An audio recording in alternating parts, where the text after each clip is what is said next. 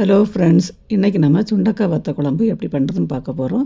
அதுக்கு கொஞ்சமாக நல்லெண்ணெய் சேர்த்துட்டு அதில் வெந்தயம், சீரகம், கடுகு, காஞ்ச மிளகாய், கருவேப்பிலை போட்டு தாளிச்சிக்கோங்க.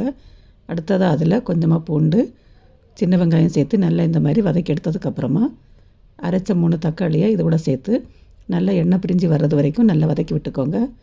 இந்த மாதிரி நல்லா வதங்கி வந்ததுக்கப்புறமா மஞ்சள் தூள், மிளகாய் தூள், மல்லித்தூள் சேர்த்து இதையும் நல்லா வதக்கி விட்டதுக்கப்புறம் கொஞ்சமாக புளி தண்ணி சேர்த்து இது கூட கொஞ்சமாக தண்ணியும் சேர்த்து புளியோட பச்சை வாசனை போகிறது வரைக்கும் நல்லா இதை வேக வச்சு எடுத்துக்கோங்க.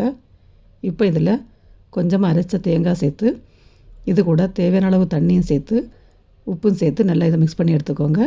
இப்போ இதை மூடி போட்டு மீடியம் ஃப்ளேமில் 15 நிமிஷத்துலேருந்து 20 நிமிஷம் வரைக்கும் வேக விட்டுக்கோங்க. இது வேகிற டைமில் ஒரு தாளிப்பு கரண்டியில் கொஞ்சமாக நல்லெண்ணெய் சேர்த்துட்டு ஒரு கைப்பிடி அளவுக்கு சுண்டக்காய் வத்தல், அப்புறமா பெருங்காயத்தூள் சேர்த்து நல்லா வதக்கி விட்டதுக்கப்புறமா தாளிப்பை இதில் சேர்த்துக்கோங்க.